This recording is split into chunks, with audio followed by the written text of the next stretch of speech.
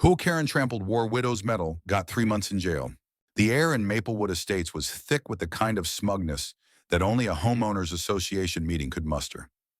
Karen Whitaker, the self-appointed queen of the HOA, strutted into the community center like she owned every blade of grass in the neighborhood.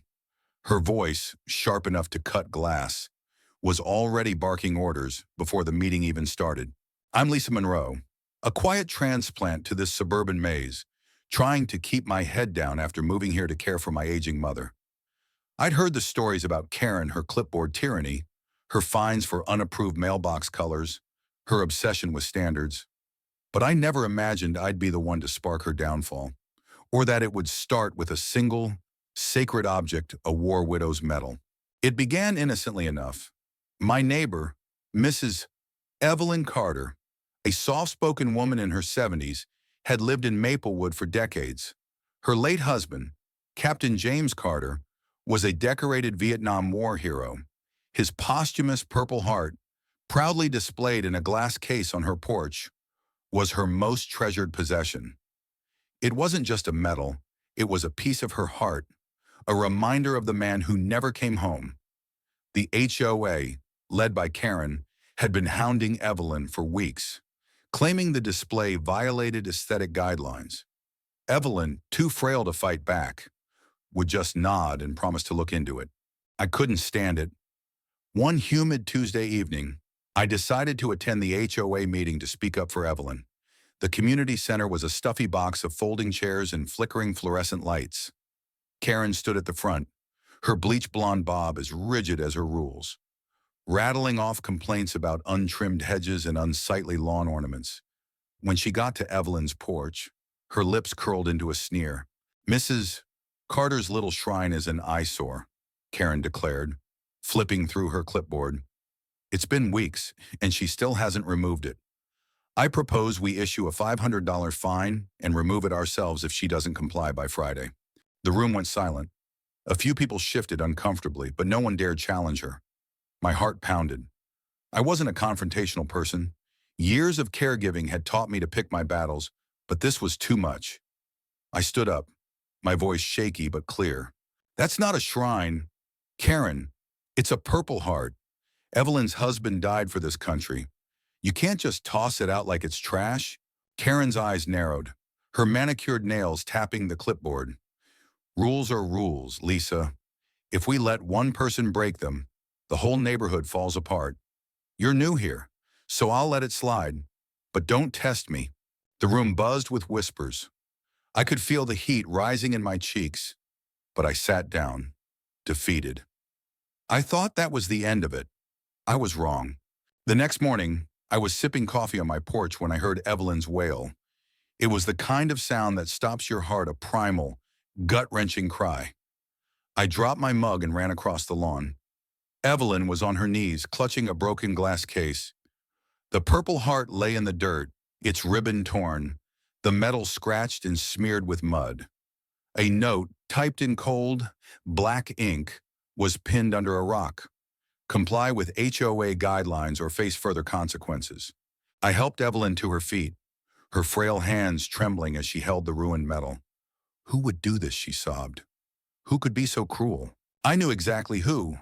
Karen's smug face flashed in my mind, but I had no proof. Not yet. I spent the day with Evelyn, helping her clean the metal as best we could. Though the scratches were permanent, her tears didn't stop, and neither did my anger. I promised her I'd get to the bottom of it.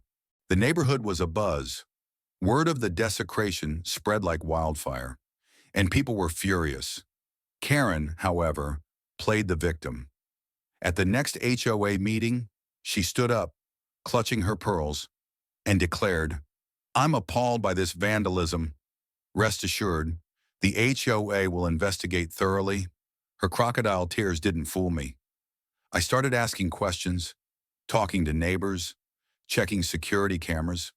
Most people were too scared of Karen to speak up. But one person, a teenage boy named Jamal who mowed lawns in the neighborhood, changed everything. Jamal was a quiet kid, always wearing headphones and keeping to himself. I caught him cutting grass across the street and asked if he'd seen anything suspicious. He hesitated, then pulled out his phone. I didn't want to get involved, he said, but I saw something that night. He showed me a grainy video from his bike's GoPro.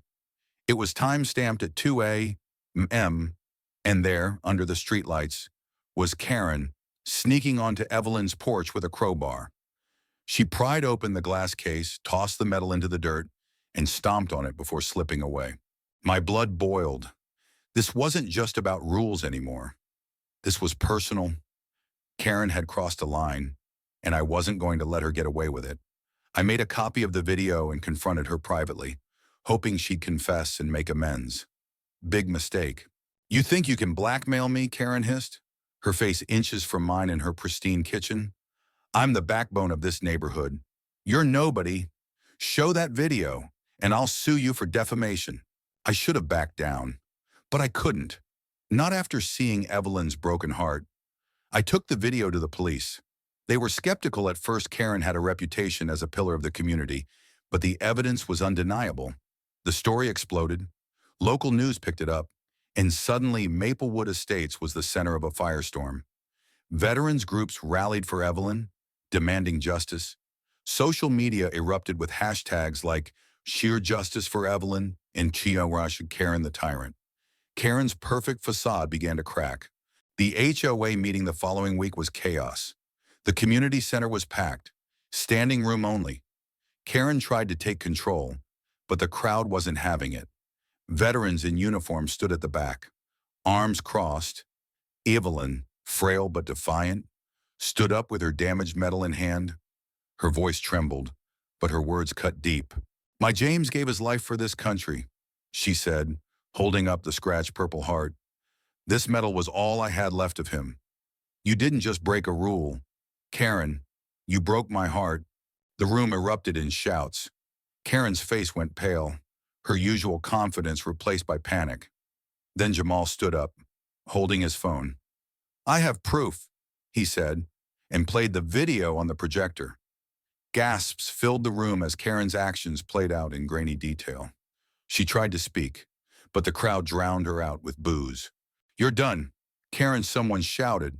Others joined in. A chorus of outrage. Karen fled the room, her heels clicking frantically as she ran. The police were waiting outside. They arrested her on charges of vandalism and theft.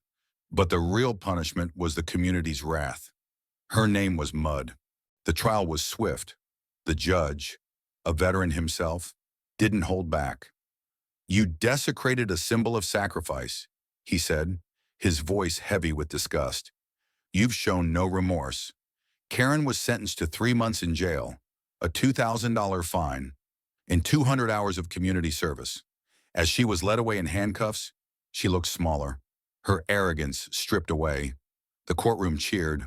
Evelyn got her justice, but it wasn't enough to heal the damage. The metal scratches would never fade, just like her grief. The neighborhood rallied around her, though. Veterans groups donated funds to restore her porch and create a proper display for the Purple Heart. Jamal became a local hero, his bravery giving others the courage to speak out against the HOA's overreach.